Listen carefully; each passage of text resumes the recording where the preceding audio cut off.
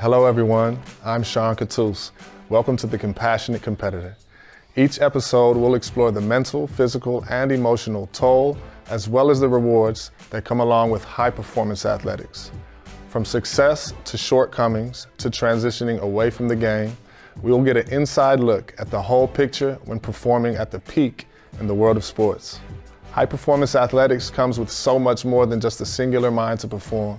Here, we look to see the whole human.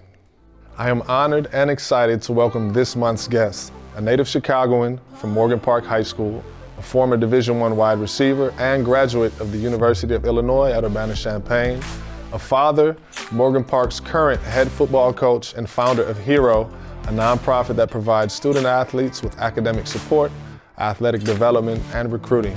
Chris James, welcome to The Compassionate Competitor.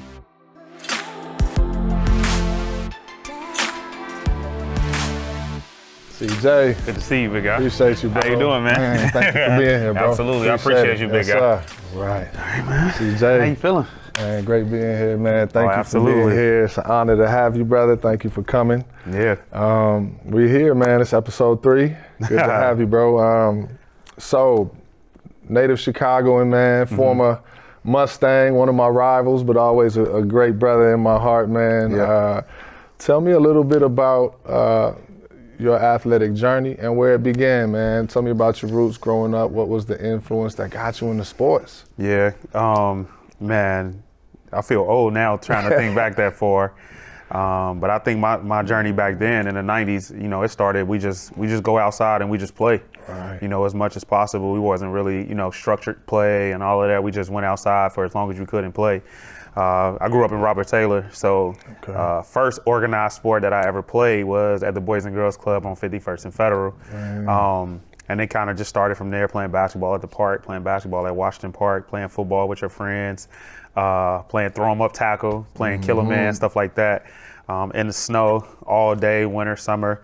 And I think that's where, you know, my journey started, and watching other people and just there as much as I can remember. I didn't start playing organized sport until maybe 7th, 8th grade at Beasley, where I went to school at, and then CPS had free football program that I started playing football organized in 8th grade finally.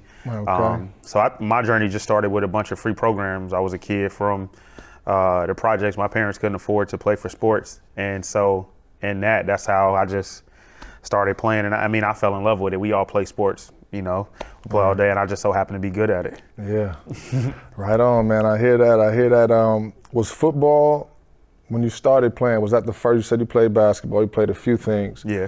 How early did you know football was the focus, was the thing that was on your heart? Like, when did you decide? Were there other sports that you? I don't think I really knew football was it until maybe like my sophomore year in high school. Okay. I just love playing basketball. Like we Chicagoans, you just grow up hooping. Sure. Like did you hoop all at day. MP too? Yeah. Okay. I hooped my first 2 years. So after my sophomore year, I didn't play no more. Right. But you know, we had the old school coaches where you had to run track. Right. So track is with basketball season. So I really couldn't do it as much. And I remember my freshman year, being at Morgan Park, when I got there, I started playing football first, and you could hear the coaches talking like, man, that kid is that kid pretty good. Like, he got the chance to play varsity. But when you see it first, when you first get to, you know, MP or Hubbard, you like, varsity? I don't know, they hitting up there. So it was just like, no, I'm gonna kind of take my time. And then my sophomore year is like, okay, you got the chance to really play varsity, see where you could take it. Right. And then I was tall in football, I was short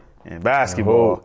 So it's just like, okay. And then Coach Burlock was just like, hey, man, I don't know why you keep messing around with that basketball. Typical Chicago coach. Like, just, right there. man, go where your bread is butter. And I was like, man, I think this it. And I was able to do things a lot easier on the football field than I was at basketball, but I still loved hooping. Right. But it was just like the people around me like, nah, you need to take this for real. Like, you actually pretty good at it. And I think that's when I ran track that year. And that was probably one of the best decisions I made, was to run track, so I could get faster for football, and play in the public league, because everybody can run, especially playing y'all. Yeah, we were the ones, man. I remember, similar to you, man, coming into Hubbard, and I came from the north side, and I was a baller up there, a lot of ballers, but I came to Hubbard, and I was like, oh, this is different. Yeah. This is different here. Yeah, this is way different. I'm like, I need a year on JV. Yeah. I need a year, you know, and I did the same thing, man. But Coming in, when you came into Morgan Park, so were there already big name guys? Were there All-Americans there? Because you all had some in our time. Yeah. Like, so that's the first thing that you see is like one, like the intensity of the seniors, and like you 13, 14 years old, they're 17, 18 years old. Like their path is so different. And like once you seen like the physicality or the intensity, and you like, I'm not ready.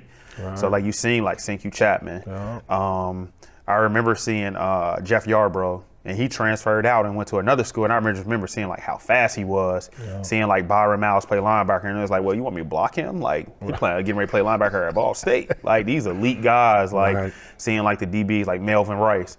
And then when you get into the game, you on JV, and then you watching Herbert play MP, and you like, man, that's Nate Lau. He going to Virginia. You a kid, you just opened up the newspaper and you seen like, man, if I'm playing them, like I gotta play them. Yeah. So physically you ain't ready. And then your sophomore year, you had those plays where you like, I don't know, maybe I can do it, or maybe I'm good at it. But them guys actually like, those are the ones that give you confidence. Like, no, you good. When you hear it from them, that confirmation, you know that guys confirmation already doing it. That's doing it. Yeah. And then when you get older, you become a junior. You like, oh no, I got it. You did it. Yeah. That's interesting, that shift, man, because that's very typical of like young athletes at any level of athletics. When you're getting to a new stage or level, like the people that are doing it are the ones that give you that confidence. Once you get in there and compete with them, you kind of see, oh, okay, I can do this. And that's I think that's real common, man. So at what point did offers start rolling in for you? You're in high school, you worked your way up from JV. Guys, you discovered I could play at this level. Yeah. Junior year, you start balling. I know senior year as well. Senior year is different. Yeah. Senior year is different. But junior year is like during our time, it happened your junior year. For now, kids now, it happened for them like their sophomore year. Right. And so it was just like after the season, you make your highlight tape. Right. Self-made. And coaches come in and they watching it, and they watching the older guys. Illinois came and seen a guy by the name of like Sam Porter. Mm-hmm. Sam Porter was going to Illinois, and Coach Porter was like, hey man, let him watch your tape. And I was like, man, I don't like, when you start getting recruited and you learn it, and then when you see yourself before, I didn't know what was going on. Like, I'm just doing what coach told me to do. Right. Like, I'm coming to practice, I'm doing what I'm supposed to do. I don't know nothing about recruiting. Right. I don't know nothing about schools. All I know is the schools I watched on TV. And Illinois watched my tape, and he was like, man, can you make a copy of it? And I was like, cool. I made him a copy. Coach Burley gave it to me. And probably like a week later, Coach Biggins, one of the assistant coaches, was like, hey, Illinois want to talk to you. They're calling you on the phone. So we go into the office. We get on the what's the name, on the main line, on the school phone. And then he was just like, they didn't answer. And then he was like, man, I really want you to head. He was like, man, they're going to offer you a scholarship. And I was like, what's that? Oh, and he was like, son, they want to pay for socks, draws, everything. And I was just like, I went home and like I told my grandma, like, yeah, Illinois offered me a scholarship.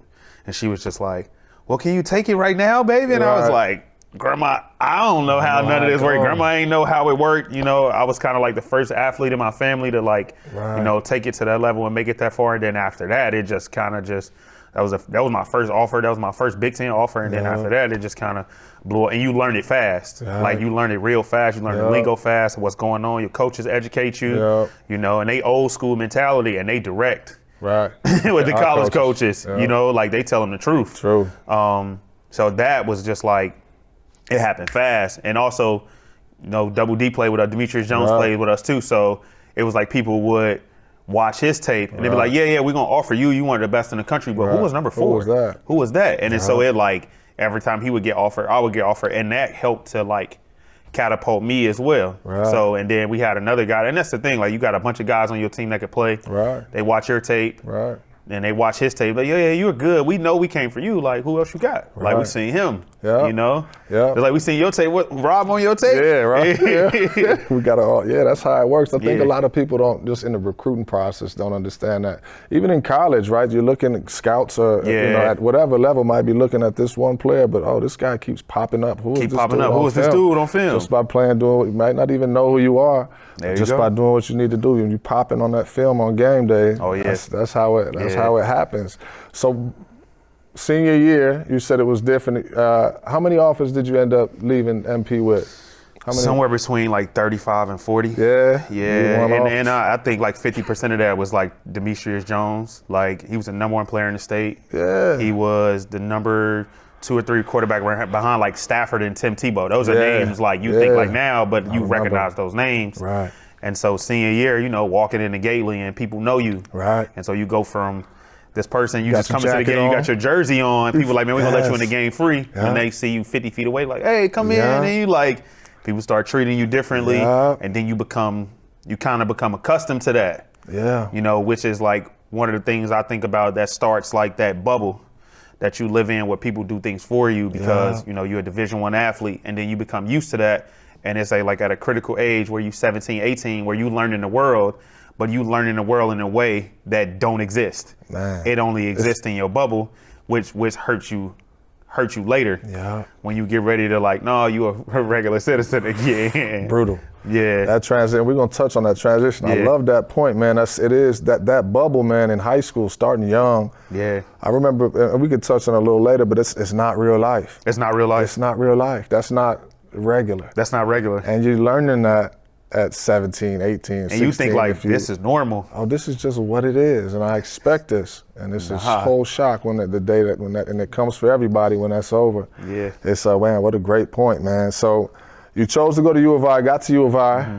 What is your mindset coming in? You all had, I mean, Juice was there. You had like a really band. We had like Rashard. a really good class. I had a whip. Like we had some really good coaches. We had really good people. I don't even want to say coaches. Is now that we adults now. We had really good people that went and recruited big time players at a time. And I remember when I chose Illinois, it was just like, okay, cool, I'm coming. Like, you know what I'm saying? At the time I was a 4-star recruit. And they was like, man, we need somebody to go first to start like the snowball. Right. And I remember telling like Juice Williams was at CVS and at the time the rankings was top 5. It was 1, 2, 3, 4. They was all CPS guys. And I was just like, man, I just want one of y'all to come with me. Right. And then people from Florida seemed like all 4-star recruit from the state of Illinois. 2 of them just went to Illinois. So I walked in the door and listening to the coaches and saying, are you going to play right away? Like, cool, I want to be a contributor. I want to turn this thing around. I want to be a part of that.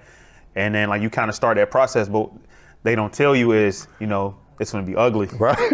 It's going to be ugly. It's going to be hard. Yeah. You know, we finna go 2-10. Yeah. Yeah. We about to go 2-10. We're about to lose a lot of games. And you're like, man, I've only lost 2 games in my career. I've never, like, I don't know what losing is, but they don't, you know what I'm saying? You kind of got to get through that. Yeah. And then the hard part for me was we went through that year. I started as a true freshman. Going into my sophomore year, you start to see things like college is different now. Your mindset is different. Now you're looking to the NFL. He's like, man, I might have a chance in 2 years, in 3 years. This is my goal right in front of me. And then boom, you get hurt. Yeah. You know, I got hurt probably like 3 weeks before the season started, where I tore my ACL before camp. I was starting. This freshman I was year? doing, where's my sophomore year? Going into my sophomore year. And that was like probably like one of the hardest, top 3, 4 hardest moments. Yeah. Like when you get hurt, like I've never been hurt before. I never had surgery. I never had, you know how we play coming up. And it was just like, man, I'm like, oh, I'm gonna be out for a week. You get the MRI and the X-ray, they like, man, you are gonna be out 4 to 6 months. Yeah. When we knowing like, yo, we're about to be really good after some of the things that we been through. That's a lonely journey. Yeah. That's a lonely journey, but it's like, it's hard. Yeah. It's super hard. It's hard, and that's the picture I like to try to paint for folks, right? You talked about the bubble, you talk about our expectations. We're expecting, no one's planning to get hurt. Yeah. You go through something like that. You redshirted? That year. So you redshirted, I redshirted as well. You come out, you start, and you get hurt. Is that we've all had plenty of low points in our life. Yeah. At that point, one of the lowest points? Yeah, one of them, at that moment in my life, 100%. Yep. Like 100% lowest moment that I think that I've ever had. Yep. And it's just like, people always say like, well, you're not practicing, your grade should be good. It is like, I don't want to do nothing. I don't want to do anything. Right. Like, I don't even want to do rehab. I don't want to do none of this. You go through those days where, you know, I know you had surgery or stuff like that or whatever. You just like, man, I don't feel like myself when you used to, you know, being a superior athlete. Right. And it was just like my college counselor at the time, most of the time, those be the people that helped. She really helped me through that moment. Yeah. You know, really helped me through that moment and get to a point where It's like, are you getting back healthy? You gonna start to like play again, but you got to keep working. Like you got to work harder than you've ever worked before. So even harder. You need solid people around you to like kind of just motivate you daily. Right. Like every day. Yeah, because there's no one to really teach you to hold your hand through that. It's brutal, but it's very fortunate if you're able to have a group of people around you to support you in that for sure. So moving from that injury, so you have 3 more years. Yeah. Did you do 5 years? I did. I did 4 or 5. Okay. And my mindset changed. One, I physically wasn't the same player that I was when I came After that in. ACL, but you learn so much football. Now you're learning it. You know, like 70 travel. Okay, who's special teams? Who this? Who that? The guys, now you seeing it, like the guy that they brought in, like he about to be, one, it's not even about he brought him in, like, yo, that kid really good, and once he pick it up, like he's going to play, and he's going to contribute to us winning. Right. So now, in that moment, I really turned into like a leader, like the coach. At that moment, it's like, okay, 2 years after that, I knew I was going to coach. And your role just changes. Like, like how you teach the younger guys, like you always going to play, you blocking, I'm playing receiver, you blocking, you clearing out. You're doing different stuff and you just being a leader in a different way because everybody got their role in winning. Right. And my role in winning was just different. Getting the freshmen prepared, making sure everybody in my room knew their responsibilities. I'm going to play. Yeah. I know every letter. I know every position in the room. And then now your focus changes like, okay, I'm an adult. Yeah. Like, well, that's amazing. It sounds like you took pride in that, though, in that role shift on a team, and like you took it and ran with it. Yeah. You know? I think like, that's impressive. I'm a nerd for the game. Yeah. Like, you know, like you start to learn it. Like, and you know, you sit in that Monday meeting as coaches with the coaches and the players, and the coach is telling you like everybody's responsibility, how everybody fit in the offense, how everybody fit in the defense and stuff like that. And you hear it. Most of the time, the younger guys just listen to what they had to do, where they messed up. But I was just listening to it, and I just wanted to learn the game. I wanted to know much as about the game as I could, and it just happened like you in those rooms. So I took that on head on, and then boom, it'd be over. Right. Take me through that, man. You it seems like the latter years of college, you kind of understood. You stepped into the role as leader, knowing that, hey, I know what I want to do. I wanted to get into coaching after this. When it's over and done and it's real, you are not going to be playing football again. Take me through the mental, emotional piece of that. Even though you knew what you were going to do. Yeah. How? You don't know. Like one, we talked about like that bubble, right? So your bubble start when you a senior. Your bubble start when you a senior, and now they tell you what you're going to do every day, what you're going to eat every day, what time you're going to get up, what this. You know that's your play. But you've been doing that since you were 14. So now that you started that, and it started for me on the plane on the way back from the bowl game. Like, man, I gotta pack up and go. Like, this is what I'm about to do. You know, and I had talked to my position coach about having an opportunity to go coach in college. And at the time, when I was about to do that, the day that I was supposed to leave to go do that, after I done packed all my stuff and got back, ain't nobody telling you goodbye. Ain't nobody giving you a send-off. Brutal. And it's just like, you get to your locker, it's a bag. 5 years worth of cleats, 5 years worth of t-shirts. Nobody say bye. Say okay, see you later. Not even see you later or nothing. And then I remember I was getting ready to leave to go to Arkansas to GA, and they got fired.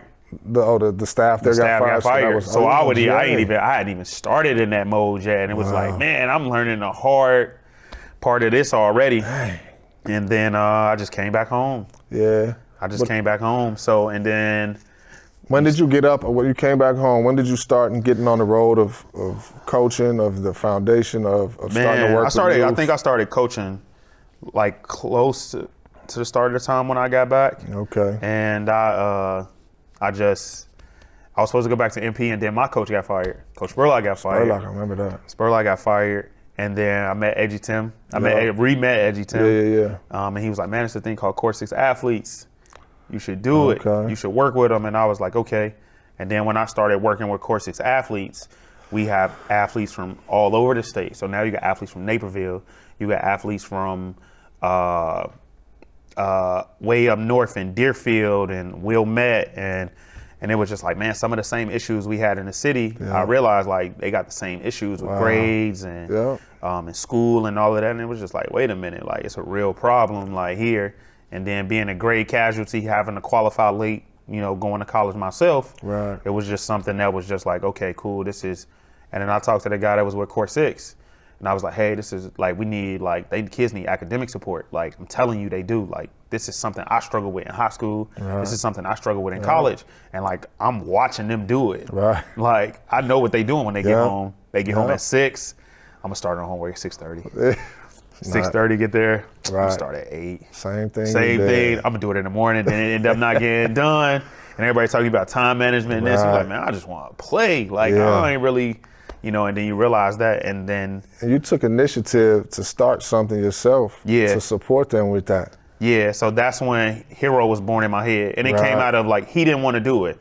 And the dude from Corset, he was great. Like, he was amazing. He did a great job with the kids. But that's just something, like, he didn't want to touch on. He just wanted the training. And so I asked him, like, hey, can I start my own organization and, collaborate with you and partner with you? Right. And he was just like, yeah, that's cool. It ended up not working out that way, but it ended up working out for the better. So that's when I started the foundation. But Core 6, my playing experience, my name in Chicago, the coaches that remember me and knew me allowed me to, like, hey, I'm about to start this foundation. This is what I'm about. This is what I want to do.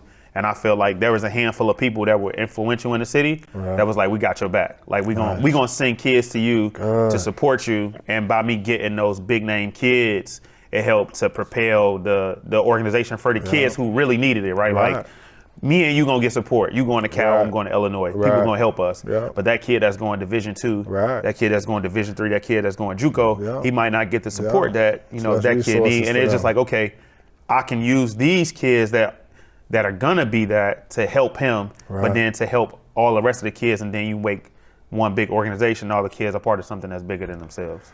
That's amazing, man. That's amazing. Man, shout out to you, brother. When you moved from Hero, now let's speak about your father. Your father, you're the head coach at MP. Yeah. All right, you're a married man, got a wife, you have a family at home. I remember in high school, and as I reflected, as an adult, I look back and thought, like, Coach E, seeing all our coaches, I'm like, they were never home with their kids. They're always with us. They have wives and families. And I'm just like, and in college, I used to see, Thanksgiving meals we had, or Christmas meals. It's like, coaches there. I would see families together, like the wives and families would come, the kids would come, and I'm like, man, it just looks, I would notice like they look like a little, not with all coaches, but there's a breakdown, like they're always here with us. Yeah. Because of how much the game demands that they have to give as a coach, like, and what our coaches did for us. Right. Your head coach of Morgan Park, that's in Chicago, man. That's a legendary spot, in school, especially for a sport like football. Tell me about that balance as a father, a coach, and the struggles of it, the good to it. That's probably the hardest balance that I ever have. And if you want to be great, you know that there's really no balance to it. And you just got to listen, and then make the sacrifices where you feel the most comfortable. Like, I'm okay with everything that I'm about to hear, what I'm about to hear from my kids, what I'm hearing from my wife, and balancing that. And my daughter play volleyball, and she's good at it. And I'm an athlete, and I want to see my kid do it. And volleyball season and football season intersects, and it's the toughest thing you probably going to have to do as a coach. And then managing your time with your kids, when you make sacrifices on your team's behalf, when you make sacrifices on your kids and your wife's behalf. And I think, honestly, being fully transparent, the hardest thing with my daughter is 14, and she's a young lady now. And she, when she was smaller, he would be like, hey, you could be around the team, you're young, you 5th, 6th grade, and then now you're an 8th grader, you finna be a freshman. You just can't necessarily come around the team like how you want, and like now you're about to be a freshman, and we got incoming freshmen, and it's just like, that's a tough thing to like balance, and then like developing that relationship with your kid, and having to be like honest and transparent with them. Like, my daughter said to me like that, sometimes I feel like you pick football over me, and like, what do you say to her, like, and you just got to have that relate. My wife will say it to me like, hey, home come first, and it was just like, but it's the 3rd round of state. Like, put your computer up, stop watching film. And it's just like, sometimes you got to listen, sometimes you do. And you just got to find a comfortable space within you to be like, no, I feel confident in this. I'm doing, like, my daughter wasn't around the team as much as an 8th grader as, I feel a little bit more comfortable as a freshman, because she is in that environment. She know what it looked like. And then my son is 4. He just want to be around the team. He want to take the football. And it's like, well, what if he get hurt? What if somebody run into him and he ain't paying attention? And so it's It's a tough balance. Yeah, like it's something it ain't something you gonna ever balance with. It's just something you got to deal with it as it comes. Man, salute to you and your family, man. Support, Yeah. you know, families deserve a lot of credit too, man. Yeah, Three absolutely. questions to wrap up here. We got a couple minutes. 3 questions. You ready? Yeah, What has the game given you? everything. Wow. Everything. Every job that I've gotten, because my relationships with people I played with in school, my university that I got a scholarship from, the game has given me discipline and a work ethic. Yeah. And that ability, like, okay, you never down. It might seem like you down, Right. but all you got to do is keep battling. So the game gave me everything. Man, I love that. Number 2, what has the game taken away? Peace of mind. Oh. Peace of mind. You ain't never gonna have that, Man. because it's just the next thing. Damn, that's real. Yeah. That's real. You got to score. You got to defend. Okay. Okay. Last one. If you can go back and change anything, what would it be?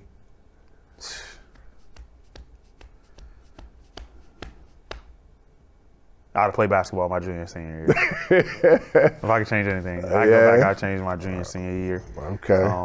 And just to have the experiences, For the experience. For the experience. To be Okay. say I did it, I gave it a shot, I gave it a try. Yes, sir. Well, man, hey, CJ, man, you're a Chicago legend, man. I appreciate you. In the athletics and also in the coaching, and your whole chapter of coaching is still to be written, man. Yeah, hopefully I'm it'll be a proud good of you, year this bro. year. I've always respected and been really proud of your journey, man. I love seeing what you're doing now, man. Appreciate it. Really proud of you, bro. Thank you for joining, man. Absolutely. Thank you, sir. Yes, sir.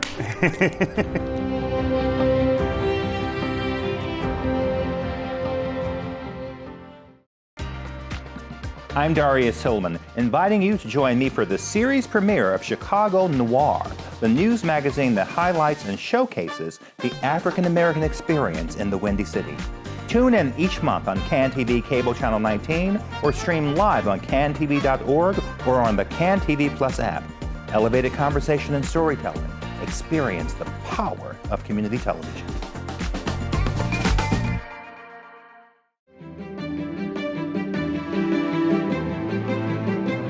From inner city triumph in high school and collegiate success to a successful career in giving back to young students of Chicago, Chris has been able to take the lessons he's learned from the game of football and transform them into a life and career of giving athletes more access to resources than he had coming up. I've loved seeing Chris's journey and have so much respect for the intention and purpose in which he is working to secure a brighter future for the youth of our city. Thank you, Chicago, for joining the conversation tonight.